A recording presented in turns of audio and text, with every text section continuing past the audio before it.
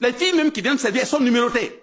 Tu vas venir déposer, on vient déposer le bidon devant Bassolma. Au lieu de regarder ton bidon d'eau, c'est celle qui a déposé le bidon d'eau que tu regardes. On s'assoit au fond, on dit, la numéro 8, ça peut aller.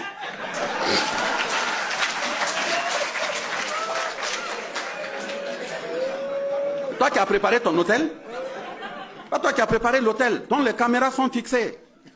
C'est pas pour demander au FDS, est-ce qu'avant on recrutait les femmes dans la gendarmerie, la police et autres là. Ils savent pourquoi ils le font maintenant. Moi, Bassolma, en tant que garçon, on me donne un dossier d'enquête. Je vais faire 1 an, 2 ans, les résultats ne rentrent pas rapidement. Mettez dans les mains d'une fille qui est de la police ou de la gendarmerie, elle va dans un maquis, elle va se transformer en vendeuse de maquis, tu viens, voilà, elle va te faire les approches, voilà, elle va te toucher les oreilles, tu vas tout dire, et puis elle va écrire, aller déposer. Donc vous voyez que c'est pas simple. Donc si tu te lèves chaque matin, tu es obligé de batailler contre toi-même en tant que dirigeant. Donc c'est pas du tout facile. Alors, et pour poursuivre, la question des ONG, elle a posé la question s'il y a des ONG. Je pense que Madame le gouverneur a fait une bonne proposition. Vous voulez aider à former ceux qui, voilà, les déplacés internes pour que leur mère puisse faire quelque chose. C'est une très bonne chose. Mais justement, au départ, même les ONG dont vous parlez là, les gens ne voulaient pas qu'on s'immisce.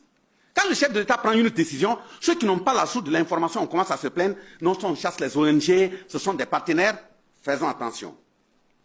Comment une ONG, tu vas venir dire, en tant que répondant, tu dis, toi, tu veux quitter Ouagadougou, aller à Dori. L'État veut te faire accompagner, tu dis non. Vous, vos textes ne permettent pas ça.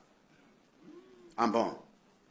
Vos textes ne permettent pas ça. Et tu dis que de Ouagadougou à Dori, vous, si vous avez de la nourriture, tout être humain que vous croisez là, même si vous estimez que c'est des terroristes, votre devoir c'est de leur donner à manger parce que c'est des êtres humains. Ah bon? Vous dites dans les camps où il y a des déplacés, vous voulez venir dépasser l'État, prendre des numéros de téléphone de ceux qui sont au camp, de sorte à leur faire des dépôts d'argent chaque fin de mois. Ah bon, l'argent là, vous déposez ça sur quel numéro? L'État vous dit, votre argent donné pour qu'on puisse créer des projets afin que quand ils seront réinstallés, ils puissent bien produire là-bas. Vous dites non. D'accord. Moi, est-ce que je peux me lever, aller en France, en Belgique, en Suisse, aller au nom d'une ONG et puis commencer à donner des choses comme ça aux Suisses, les réunir comme je veux? Je suis qui? Donc, comme c'est comme ça là, vous avez vos textes, l'État n'y intervient pas. Vous voulez faire ce que vous voulez, ça ne sera pas sur notre territoire burkinabé. Ça sera hors, vous partez. Est-ce que c'est compliqué? Maintenant, on va dire, oui, bon, comme on est pauvre, on doit accepter. Attention, ce que Touré l'a dit, hein. Voilà. Un pauvre, ça ne veut pas dire qu'il manque de dignité. Regardez nos parents au village, dans le temps. Je me réfère encore à nos chefs coutumiers. Tu peux quitter la ville. Tu arrives avec ton argent. Le papa est assis sous l'arbre. Les lèvres blanchies par la couleur de la cola. Les fesses à peine fermées par un tissu. Mais viens te comporter au hasard. Toi et puis ton sac d'argent, il va te ramasser. Parce qu'il ne mange pas de la saleté. Ça c'est clair, hein? Et c'est comme ça, c'est la droiture. Mais pour y repartir, ce n'est pas du tout de jeu. Pourquoi on va dire, oui, comme on est pauvre là, comme c'est une ONG, c'est des partenaires, il faut prendre. C'est des gens qui enquêtent. Ils enregistrent tout. Et quand ils veulent te soulever pour avoir l'information, ils jouent au jeu du renard et du corbeau. Soit si, oui, bon, un numéro de téléphone, ça sonne, je décroche. Ah oui, oui, c'est Bassolma. Moi, je suis de tel pays là. Je suis en train d'écrire un livre. Et c'est 3 chapitres. Il reste le dernier chapitre. Et le dernier chapitre là, ce sont les piliers de la révolution au Burkina. Voilà. Et puis il cite, il y a un tel, un tel, un tel, un tel. Et puis bon, est-ce qu'on a dit que si on se réfère à vous, comme c'est un document qui est très important, alors si vous pouvez me compléter des noms afin que je termine le document. J'ai dit de dire à celui qui t'a envoyé là, vous deux là, vous êtes trop petits. C'est moi, vous voulez venir soulever pour voir qui il faut assassiner au Burkina. C'est à moi de vous donner les noms pour que vous vous écrivez. De toute façon, quand mon téléphone sonne là, moi j'ai une calebasse d'eau posée à côté. Je questionne pour voir quel est l'individu qui est à la ligne. Vous avez des oppositions. Questionne. Mais maintenant, je ne dis pas à quelqu'un de questionner comme ça. Chacun fait ce qu'il veut faire. C'est ton problème. De toute façon, même en attrapant la calebasse pour questionner comme ça, là, Même si on se lève avec les bics, toi qui ne questionnes pas là, on rentre au laboratoire pour composer. Entre toi et moi, il y aura 4. Voilà, en tout cas, si j'ai 18, c'est que tu as 14. Voilà, on va faire comme ça. C'est pas parce qu'on fait ça qu'on ne bosse pas. Parce que j'ai dit le psychique et la nature, c'est lié. N'abandonnez pas. Le deuxième élément est l'indépendance financière, j'ai déjà répondu. La corruption, c'est vrai. Voilà pourquoi dans mon introduction, j'ai dit soyons vrais, soyons sincères. Jusqu'à présent, je le dis, je le répète, nous ne semblons pas sincères. Et ça fait peur des moments. Parce que quand le chef de l'État, dans l'un de ses derniers discours, il sort, après avoir monté le drapeau, et il dit à tout le monde qu'il met les gens en garde dans le cadre du monnayage des audiences dans notre pays, parce qu'il reçoit toujours des rapports, c'est grave. Mais c'est grave. Vous parlez des bâtiments qui ont été construits sous la colonisation. Et aujourd'hui, les bâtiments d'aujourd'hui ne tiennent pas là. On ne peut pas dire qu'il n'y a pas la corruption. Mais si j'impacte 15% sur le marché, et en plus de ces 15%, l'entrepreneur doit enlever, donner de gauche à droite. Et le reste, un bâtiment qui doit être construit à 50 millions, il se retrouve à peine avec 30 millions. Il est obligé d'aller prendre quelques sacs de ciment, venir mouiller le sable, emmagasiner, poser, pour dire que vous avez un bâtiment. Et c'est le vent qui vient tester pour dire que vous n'avez pas de bâtiment. Est-ce que ça ne continue pas? Ça continue. Et ça doit s'arrêter. Voilà pourquoi, un jour, j'ai dit qu'il est bien d'aller monter le drapeau en haut sur la manche, mais le vrai drapeau dressé là, c'est dans la conscience. C'est dans la conscience. Et j'ai dit que si on continue comme ça, l'orphelin n'a pas quelqu'un auquel il faut se référer. Il va continuer de pleurer. Et quand un orphelin pleure parce qu'il n'a pas de contact social, il n'a pas de pilier social, c'est une malédiction pour toute la société. Et sur cette base, encore j'interpelle les coutumiers. Vous imaginez par exemple quand RDS va au champ, il revient. Pour nous montrer que notre société est perdue. Il revient, Dieu merci. Mais s'il ne revient pas, l'État a pris un texte pour dire, ça peut être 5 millions, ça peut être 10 millions qu'on donne pour prendre en charge la famille. Ça veut dire, soit peut-être il y a la veuve, il y a des enfants, il y a de l'argent qu'on donne.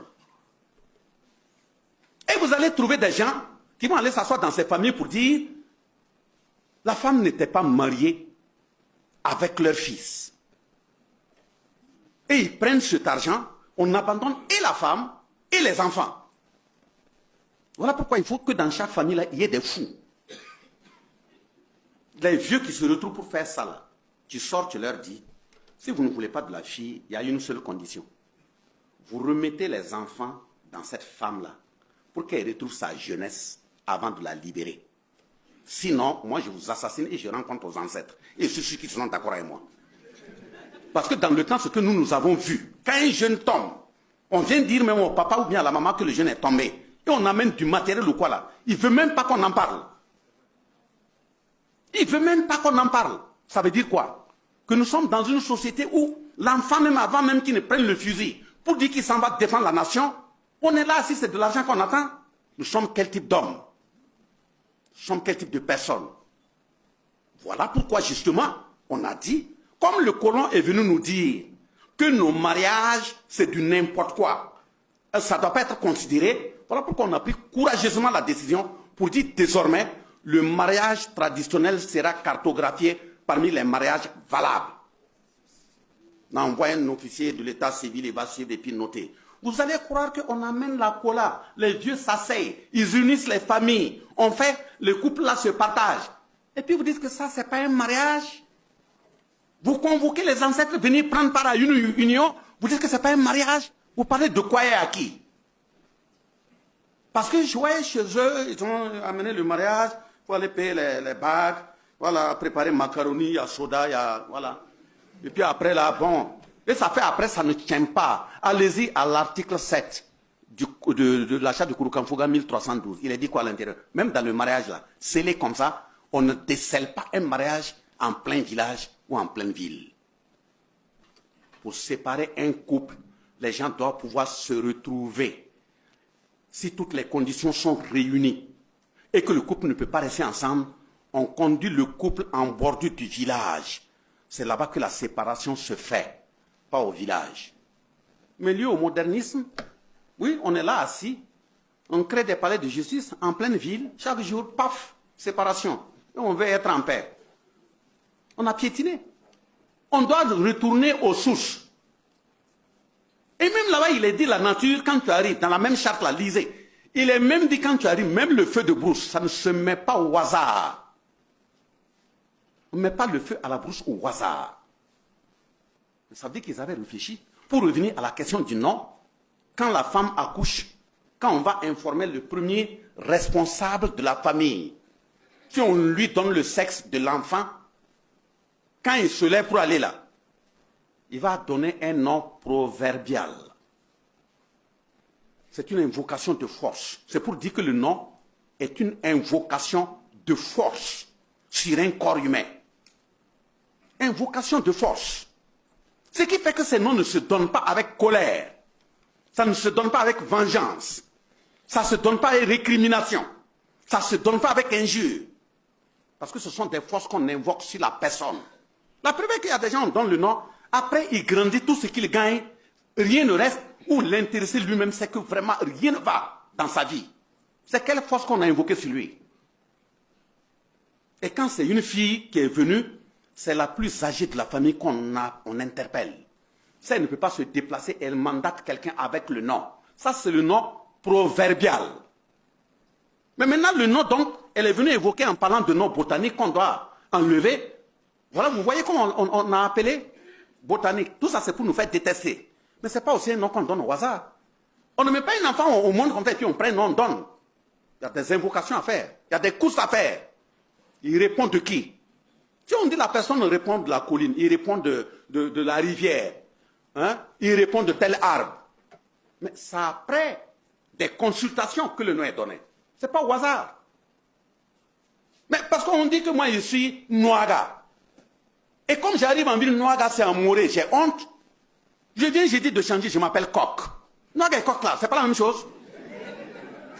On dit que tu t'appelles Tanga. Tanga, ça te fait mal parce que c'est dans ta langue. Tu dis que tu t'appelles Colline. Tu prends ça? Mais tu viens même des noms dont tu ne sais même pas où est-ce que ça a été chosiné. Voilà, comme Johnson et Johnson dont j'ai parlé. Tu prends, tu portes sur toi. C'est des forces que tu mets sur toi. Donc, donner le nom à un enfant n'est pas une question de toi et puis ton épouse. Vous avez mis votre bébé au monde, vous prenez un calendrier, bon, c'est tel jour-là. Calendrier, est-ce qu'il vous appartient? Le jour-là, vous savez de quel jour il s'agit?